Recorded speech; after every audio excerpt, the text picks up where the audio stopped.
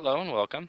In today's lesson, we're going to be looking at a few more graphs and their displays, and then something called linear regression. So the objectives for today are how to graph and interpret quantitative numerical data using stem and leaf plots and dot plots, how to graph and interpret paired data sets, paired meaning that the two items are connected in some fashion, they're related, using a scatter plot, and then how to find the linear regression equation and interpret something called the correlation coefficient, which is used to describe how good of a linear fit that we actually have. So let's begin. The first scenario is, let's say you work for a cell phone company that is interested in the text message usage of college students. The following are the number of text messages sent each day by the cell phone user on one floor of a college dormitory.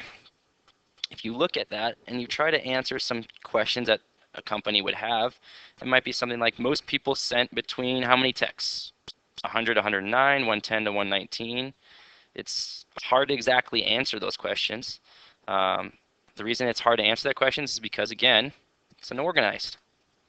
It's much easier once you develop some type of systematic way of displaying the data.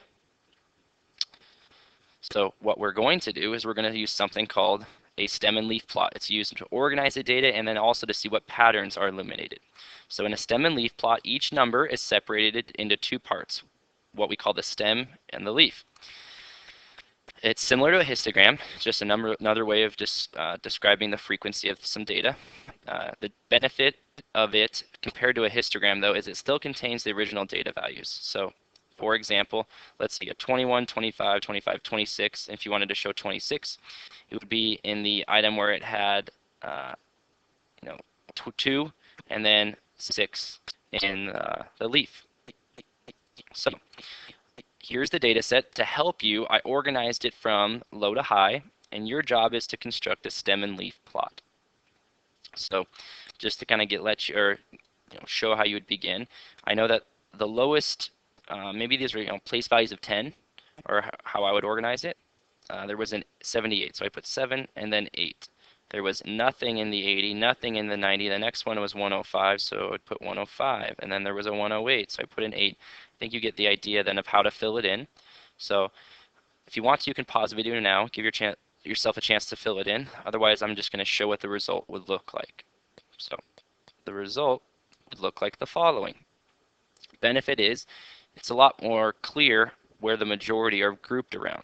So I can answer questions like most people send between how many texts, use the length of the stem or the leaf, depends on your perspective, in the stem and leaf plot. So I'm looking for which one has the largest length, and I can see it's going to be right here. And so that would tell me that between 120 to 129 texts is what the majority, this is kind of previewing something we will later call the mode, would be. The mode, the most occur between 120 to 129. The mode isn't a specific number I should differentiate. Right here we're just talking about which range of values. So I could also answer questions like what value appears to be an outlier. In future sections and lessons we will develop a rule for this, but right now it looks to be like 78. So the person 78 seems to be interestingly low. So potentially could be an outlier. The next way that we can organize the data is something called a dot plot. A dot plot is when each data entry is plotted using a point above a horizontal axis. Downsides of a dot plot, so I showed what it would look like for the number of text messages sent on that specific day by various college students. The downsides are it's hard to read because the lines are so fine, each one counts as one. It's not useful for large data sets because it takes a long time to make them, and because it's so spread out, it can be harder to pick out patterns because your line of division can be so fine. So that's a downside of a dot plot.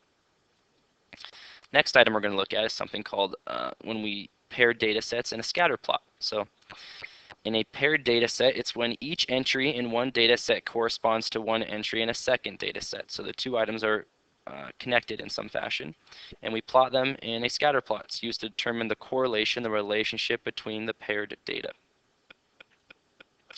When we graph items in a scatter plot, for the most part, for right now, the types that we will look at, they will have either a positive correlation meaning as I increase positively for my x, my y also positively increases. An example of that might be if I looked at maybe number of hours studying, and test scores are a pretty generic example. As you increase your hours studying, typically test score tends to go up. A negative correlation is when x increases positively and y decreases, so that'd be a negative correlation. Example for that might be maybe elevation levels and oxygen amount. I'm not quite certain if that'd be linear, but just for a quick example. And the last thing could be no correlation. Maybe there's no relationship, there's no discernible pattern. That might be like if I studied height of people and their GPA score. I wouldn't estimate that there, or wouldn't guess that there would be any relationship between that, so it'd be a random smorgasbord of points with no discernible pattern. So those are the three types of correlation. What we're going to do is we're going to work through a specific situation of analyzing a scatter plot and doing what we call linear regression on it. So here's the situation. It has to deal with the Earth's average temperature over the past 100 and a little more years. So although it had been hypothesized for nearly a century, in the 1990s a consensus among scientists had formed concerning the role human emissions played on the Earth's average temperature. We call this global warming. Using records from NASA, scientists plotted the following data and used computers to determine the line of best fit for the data. We call this process of modeling a correlation between paired data with a linear model. We call it linear regression. Here's the data set that was used. So every year since 1900, the Earth's average global temperature had been recorded, and that data is given in the table below. When you read the table, T is standing for time, years, and it's years after 1900. So for example, this first one would be 5. That's the year 1905, 5 years after 1900. The output, the dependent variable in this case, is the Earth's average temperature in Fahrenheit. In this case, 56.73. So in the year 1905, the Earth's average temperature was 56.73. And then they did this throughout the 20th century. And the data shown, I plotted it. And what scientists saw is they see a positive correlation. And you can almost estimate it with a linear positive correlation. It looks to be almost following a linear pattern. That's what gave them some confidence in assuming that there is something going on here. And what we're going to do is try to find the equation for that line. The benefit of finding the equation is I can predict future values. I can say things like, what should the temperature be if this pattern continued in the year 2025? Okay? And I can use a calculator to find what the equation for that line of best fit would be. What we want to do, or what we need to do first is, and you only need to do this once. Once you've done this once for your calculator, you don't need to do it again. You need to do something called turn the diagnostic on. What that does is it will output for us something called the correlation coefficient, which is an indication of how good our linear fit actually is at explaining one variable with another variable. So with your calculator, what you'll do is you'll hit the second button and you'll go down to, it looks like you're hitting 0, you're actually hitting catalog, and you're going to scroll down all the way down. You'll scroll through the catalog until you eventually see, and it's in alphabetical order, something called diagnostic on. Okay, when you do, hit enter, and then hit enter one more time, and it'll turn this feature of the calculator on. I've already done it for sake of time. So scroll down till you find it, hit enter twice, and it'll turn it on. Here's the process now for entering data into a calculator to get an equation for your linear regression equation. So step 1 is hit stat, and then what you'll do is you'll hit option 1, edit. Now in your table, so this acts as like a mini version of Microsoft Excel. It's a spreadsheet of sorts. You need to enter your data values. In L1 stands for list 1. You're going to enter your X values, your independent variable, in this case time. So I've entered the years 5 through 105. If you need to clear your column, you go to the top, you hit clear, and then you hit enter, and that'll clear out your column if you need to, your column. That's right, if you need to do that. Then in L2, you'll enter the Earth's average temperature data. For sake of time, I've already done that. If you need to pause the video now, go ahead and do it. Enter the data into the calculator. Okay, now you'd be on to step 2.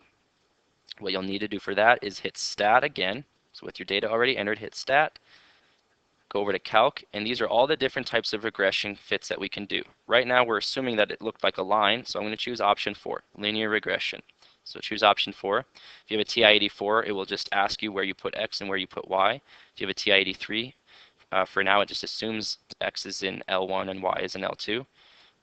I correctly put those in there so I can hit calculate. If I hit enter, it will output the following data for me.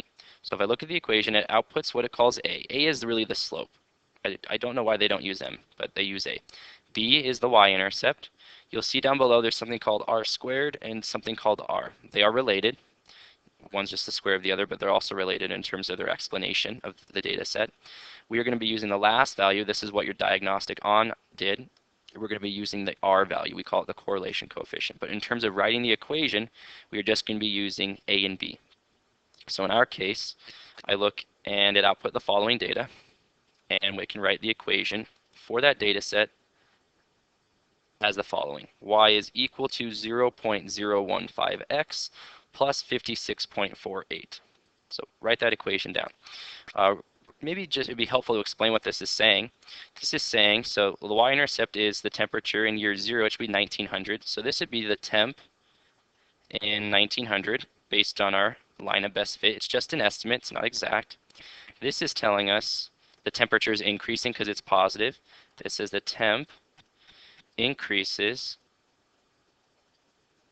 by 0.015 degrees each year based on our data set. So that's what the items are actually telling us in this real life context. Now, I mentioned to you this R value is 0.89. We call it the correlation coefficient. It's used to determine how good of a fit we have. So real quick, we need to discuss what a correlation coefficient is. The correlation coefficient tells you how good of a linear fit you have. The closer the absolute value is to 1, the better the linear fit. If it is positive, the correlation is positive. Likewise, if the correlation coefficient is negative, the correlation is negative. Our R value was 0.89, so the relationship shows what we would call a strong positive correlation. It's strong because we've accepted that anything larger than 0.8 is considered to be a strong correlation. So here are some examples of different data sets and their correlations. The first one forms a perfect line. If all the data set fell on a perfect line, then the R value would be equal to 1. It's positive because we have a positive correlation. In this case, it looks to be like it follows like a decent linear pattern, and this one turns out to have an R value of 0.81. This data set, it looks to be positive. They're going up, but they all fall not as closely bunched around the line. So this R value is only 0.45, so we call that a weak positive correlation compared to the strong positive correlation in the second example. Down below are examples of some negative correlations. This first one is all on a perfect line, so we would call that a perfect negative correlation. This R value is -1. This shows a negative correlation because they're going down as well. They're closely grouped around the line. This one turned out to have a correlation coefficient of -0.92. This last one, it really doesn't have any correlation at all. There's no positive, there's no negative trend, so this R value turned out to be 0.04. No correlation. If you're very close to 0, there's no discernible linear pattern going on.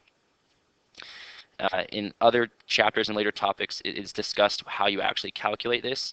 What you're essentially doing is in some sense, finding how far each point is from the actual line of best fit, trying to find the line that gets as close to all the lines as possible, and then seeing, once you have the best line, how far all the points are in total as an average. So that's generically what it's doing. You just need to be able to kind of discern in generics what it's doing, whether it's positive, negative, and whether it's close or not close to 1. So our equation that we found for our linear regression was the following. We can use it then to estimate the Earth's average temperature outside of the data set. The last data point in the data set was 105, which is the year 2005, so I could be predicting into the future for the data set and say if I wanted to estimate what the data set would predict for the Earth's average temperature in 2010, all I would simply do is input 110 because it's 110 years after 1900 in for x, and then calculate. So 0.015 times 110, it's going to leave me at 1.65. So that's saying over 110 years, the Earth's average temperature has gone up by 1.65 degrees compared to the 56.48 degrees where it estimated it would have started in 1900. Add those two together, and we would estimate the Earth's temperature average would be 58.13 degrees in the year 110 according to the line. That's just an estimate though, and we are assuming the pattern, actually continue, which it may or may not be, or may be growing faster in the case of global warming. But if we assumed a perfect linear or a linear pattern, this is what our estimate would be. There's also another benefit of getting a linear regression equation, is you can calculate when certain things may happen. So I'm going to give you a chance to try this. So again, same equation that we just had. I want you to use our equation to estimate when the Earth's average temperature would hit 60 degrees. Maybe we know something catastrophic happens. All the ice caps melt, or a certain organism in the ocean dies because it's too warm. I want you to estimate when that would occur. So pause the video now, give yourself a chance to try, and come back and see how it's done. So the difference in this case is I'm going to be putting 60 in for y, because y is a temperature. So 60 is equal to 0.015 x plus 56.48. I'm solving for x, so the first thing I need to do is subtract 56.48 from both sides. When I do that, I'm going to end up with 3.52 on the left, and then my last step is to divide 3.52 by 0.015, and I get 234.6 is equal to x. We'll say we're estimating anyway. That's about 235 years after 1900, which is the year 2135. But that's only if the pattern continued. If you actually go back to the picture, you might see that the line that we drew in, where is it? Is right there. It actually almost looks like the pattern showing that the temperature is actually increasing faster than the line assumes it. So in our case, maybe actually the Earth's average temperature would hit that before our estimate of 2135, because we are assuming the pattern stays fairly linear. That is it for the discussion for today. Thank you very much. Have a good day and stay curious.